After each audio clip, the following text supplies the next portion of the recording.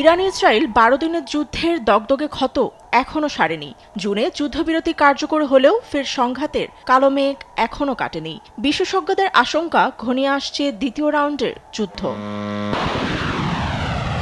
ইরানের কাছে এখনও বিপুল ইউরেনিয়াম মজুদ আছে এবং থেমে নেই স্বল্প থেকে দূরপাল্লার ক্ষেপণাস্ত্র তৈরি। আন্তর্জাতিক সংকট গ্রুপের ইরানি পরিচালক আলী ভাইজের দাবি, একসঙ্গে ২,০০০ ক্ষেপণাস্ত্র নিক্ষেপের সমপরিমাণ ইউরেনিয়াম সমৃদ্ধ আছে তেহরানের হাতে। তার বরাতে রোববার এ তথ্য সামনে এনেছে দ্য নিউ ইয়র্ক টাইমস। এতে আরও এসেছে, ইরান ইসরায়েলের আরেক দফা যুদ্ধ এখন সময়ের ব্যাপার।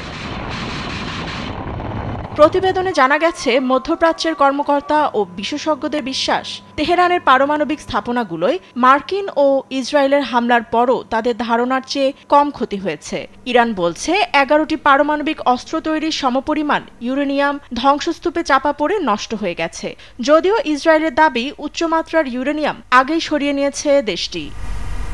ইরানে ইসরায়েলের হামলার জেরে ওয়াশিংটন তেহরানের সম্পর্ক তলানিতে। এদিকে জাতিসংঘের আন্তর্জাতিক পর্যবেক্ষণ সংস্থা IAEA-কে পরমাণু সাইটে প্রবেশের সুযোগ দিচ্ছে না তেহরান। অন্যদিকে নতুন পারমাণবিক আলোচনাও থমকে আছে।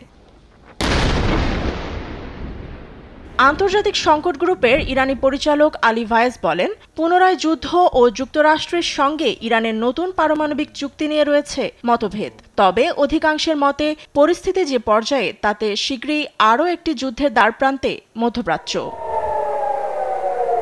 ফাতেমা তাসনিম, নিউজ ডেস্ক, দেশ টিভি।